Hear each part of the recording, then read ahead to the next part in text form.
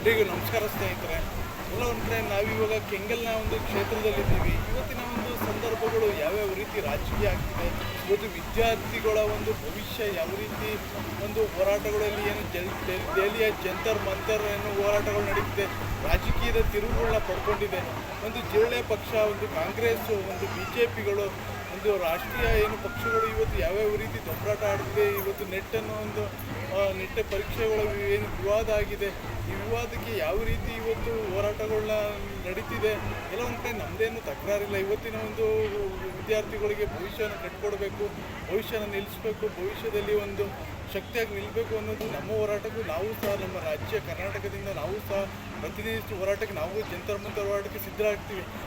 ಅದೇ ಒಂದು ವಿದ್ಯಾರ್ಥಿಗಳ ಜೀವನ ರೂಪಿಸುವಂಥ ಒಂದು ಸರ್ಕಾರಿ ಶಾಲೆಗಳಾಗಲಿ, ಇವತ್ತು ಖಾಸಗೀಕರಣ ಆಗಿರುವಂಥದ್ದು, ಖಾಸಗೀಕರಣ ವಿರುದ್ಧ ಯಾವ ಹೋರಾಟಗಳು ಇಲ್ಲ. ಇವತ್ತು ಜಂತರ್ ಮಂತರಲ್ಲಿ ಏನು ಇವತ್ತು ಜಿಂಚಾಂಕ ಏನು ಮಾಡ್ತಿದ್ದಾರೆ ಹೋರಾಟಗಳು, ಉಪವಾಸ 26ನೇ ದಿನ ಅಂತ್ಯಕ್ಕೂ ಮಾಡಿದ್ದಾರೆ.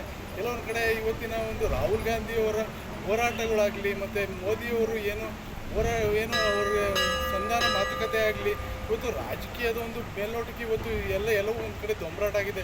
ಒಂದು ಕಡೆ ಮಾಧ್ಯಮಗಳು ತೋರಿಸುವಂಥದ್ದು, ಇವತ್ತಿನ ಒಂದು ಪೊಲೀಸರ ವಿದ್ಯಾರ್ಥಿಗಳು ಹಲ್ಲೆ ಮಾಡೋದು, ಲಾಠಿ ಏಟ್ ಕೊಡೋದು, ಮತ್ತು ಇನ್ನೊಂದು ಕಡೆ ವಿದ್ಯಾರ್ಥಿಗಳು ಕಲ್ಲೊಡೆಯುವಂಥದ್ದು, ಇವತ್ತು ಪ್ರಚೋದನಕಾರಿ. ಇವತ್ತು ಯಾರು ಪರ ಯಾರು ವಿರೋಧ, ಇಲ್ಲಿ ಸಮಸ್ಯೆಗಳು ಏನಿದೆ, ನಿತ್ಯ ಸಮಸ್ಯೆ ಏನಿದೆ, ನಮ್ಮ ರಾಜ್ಯ ದೇಶದ 120 ಕೋಟಿಯ 23 ಲಕ್ಷದ ಒಂದು ವಿದ್ಯಾರ್ಥಿಗಳ ಭವಿಷ್ಯವನ್ನು ಇವತ್ತು ಏನು ಸಮಸ್ಯೆನ ಬಗೆಹರಿಸಬೇಕು. ಅದು ಇವತ್ತು ನಮ್ಮ ಇಡೀ ಒಂದು ವ್ಯವಸ್ಥೆ ಬೇಕಾಗಿಲ್ಲ. ಇವತ್ತು ರಾಜಕೀಯದ ಬಣ್ಣ ಹಾಕ್ಕೊಂಡು ಒಂದು ಕಡೆ ರಾಹುಲ್ ಗಾಂಧಿಯವರ ಒಂದು ಏನೋ ಯಾವ ರೀತಿ ನಡೀತಿದೆ ನಡವಳಿಕೆ, ಅದು ಮಾಧ್ಯಮದಲ್ಲಿ ನೀವೆಲ್ಲ ನೋಡ್ತಾನೆ ಇದ್ದೀರಾ. ಇವತ್ತು ಒಂದು ಕಡೆ ಮೋದಿಯವರು ಯಾವ ರೀತಿ ಹೇಳಿಕೆಗಳನ್ನ ಕೊಡ್ತಿದ್ದಾರೆ, ಅದನ್ನು ನೀವು ಮಾಧ್ಯಮಗಳಲ್ಲಾಗಲಿ ಅವರ ಒಂದು ಲೈವ್ಗಳಲ್ಲಿ ನೋಡ್ತಾನೆ ಇದ್ದೀರಾ. ಇವತ್ತು ವಿದ್ಯಾರ್ಥಿಗಳಿಗೆ ಇವತ್ತು ಅನ್ಯಾಯ ಆಗ್ತಿದೆ.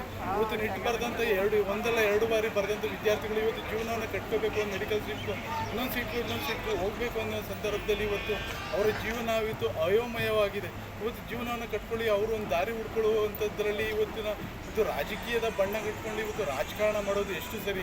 ಒಂದು ಕಡೆ ಜಿಲ್ಲೆಯ ಒಂದು ರಾಷ್ಟ್ರೀಯ ಪಾರ್ಟಿ, ಇನ್ನೊಂದು ಕಡೆ ಕಾಂಗ್ರೆಸ್ ಆ ಒಂದು ರಾಷ್ಟ್ರೀಯ ಪಾರ್ಟಿ, ಇನ್ನೊಂದು ಕಡೆ BJP ಒಂದು ರಾಷ್ಟ್ರೀಯ ಪಾರ್ಟಿ. ಇವತ್ತು 200 ಜನ ಮೋದಿಗಳಾಗಲಿ, ಏನು ರಾಹುಲ್ ಗಾಂಧಿಗಳಾಗಲಿ, ಇವತ್ತು ದೇಶದ ಭವಿಷ್ಯವನ್ನು ಯಾರೂ ಬದಲಾವಣೆ ಮಾಡುವಂಥದ್ದಿಲ್ಲ.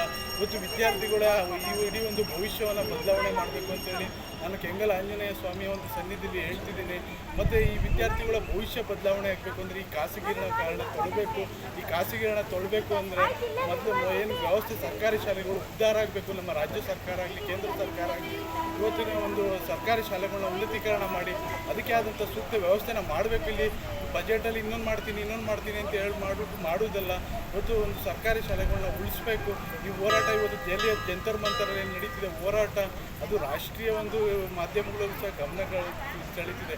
ಆದರೂ ಸಹ ರಾಷ್ಟ್ರೀಯ ಮಾಧ್ಯಮಗಳು ಒಂದು ಕಡೆ ಪ್ರಸಾರ ಮಾಡಿದ್ರು ಇಲ್ಲಿ ಪರ ವಿರೋಧದ ಒಂದು ರಾಜಕೀಯದ ಬಣ್ಣದಿಂದ ನಡೀತಿದೆ ಹೊರತು ಇಲ್ಲಿ ಯಾರಿಗೂ ನ್ಯಾಯ ಸಿಗ್ತಿಲ್ಲ.